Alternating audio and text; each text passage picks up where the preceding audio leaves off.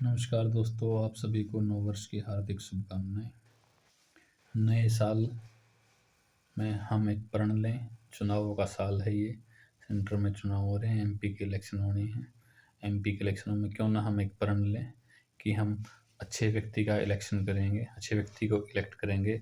MP जिसका चरित्र अच्छा होगा, जिसका रिकॉर्ड अच्छा होगा, जो अपराधी नहीं होगा, उस व्यक्ति को हम सेलेक्ट करेंगे। क्योंकि अंततः हमारे यहाँ काम करने मोदी साहब नहीं आएंगे, या राहुल गांधी नहीं आएंगे, या नीतीश कुमार नहीं आएंगे, या जो भी प्रधानमंत्री बनेगा वो नहीं आएगा। हमारे यहाँ काम करने आएंगे हमारे एमपी।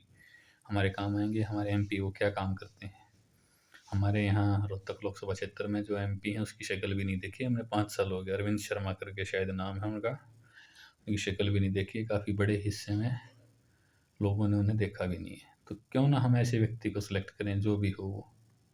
चाहे रोहतक लोकसभा क्षेत्र से देखें तो दीपेंद्र हो, या आम आदमी पार्टी का हो, या किसी भी पार्टी से संबंधित हो, लेकिन वो व्यक्ति हो जो कम से कम लोगों के काम आए, लोगों को सुख दुख में साथ दें, लोगों का साथ दें, लोगों के काम करवाएं। लोगों के पर्सनल काम ना करवाएं, लेकिन सार्वजनिक काम करवाने की कोशिश करें। रोड बनवाएं, स्कूलों का स्तर बढ़वाएं।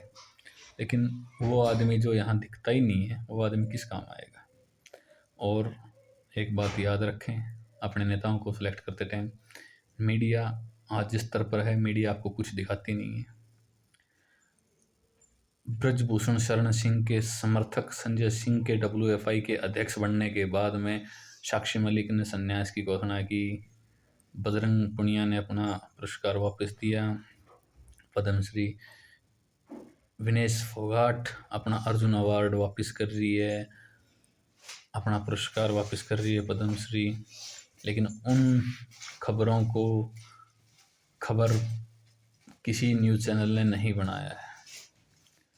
आज की सरकार इतनी इंटॉलरेंट हो गई है कि कपिल देव ने एक बार इन पहलवानों का समर्थन किया था, और इन पहलवान कपिल देव को वर्ल्ड कप के फाइनल में नहीं बुलाया गया, जिसमें पूरे 75 से लेके 2019 तक वर्ल्ड कप जीते हुए कैप्टन्स को बुलाया गया था।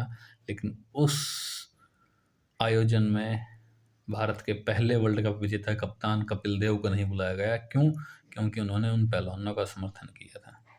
आप आँख नहीं खोलेंगे, मत खोलिए, एक ना एक दिन आँख सभी की खुलती हैं। ये आँख जो अब कुछ लोगों की बंद हैं, वो 75 के करीब कांग्रेस के टाइम में भी बंद थी, और फिर इंदिरा गांधी ने इमरजेंसी लगाई थी। आँखें खुलनी ज़रूरी हैं, अपने अधिकारों को पहचानना ज़रूरी है। अगर आँखें नहीं खुलेंगी तो फिर प्रधानमंत्री, मुख्यमंत्री या जो भी लीडर हैं वो सब तानाशाही पर उतरेंगे, बोलने का अधिकार ख़त्म हो जाएगा। ये आज़ादी बड़ी मुश्किलों से मिली थी, इस आज़ादी का सम्मान करने की ज़रूरत है। अगर हम आज़ादी का सम्मान नहीं कर सकते, आज़ादी को देख नहीं सकते, तो ऐसे कितने ही नए साल चले जाएंगे। नए साल में कुछ नया नहीं होगा, हर साल ऐसा ही होगा, हर साल हमारे ऐसे ही निकलेंगे। और एक बात, अगर आज के समय में जो सिचुएशन है, वो सिचुएशन अगर पहले होती तो क्या हम यहाँ पहुँच पाते? कभी नहीं पहुँच पाते। पढ़िए, आप सिर्फ और सिर्फ फेसबुक और यूट्यूब पर मत रहिए, किताबों को पढ़िए।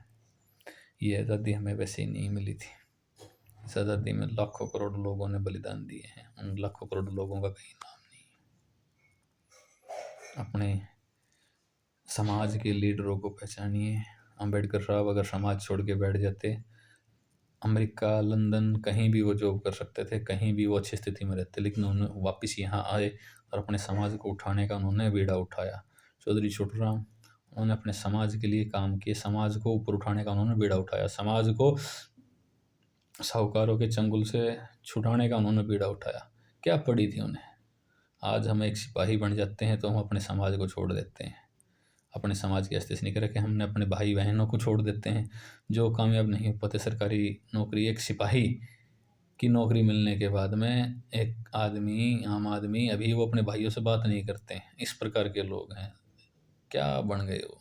डी श्रेणी के कर्मचारी, अपने भाइयों की इज्जत वो कर नहीं सकते। अपने समाज को दूर लेके जाना, ये हमारा दायित्व है। समाज की भलाई में अगर हम कुछ कर सकते हैं तो उससे बड़ा बढ़िया कुछ हो नहीं सकता। अपने समाज को आगे लेके जाना चाहिए हमें।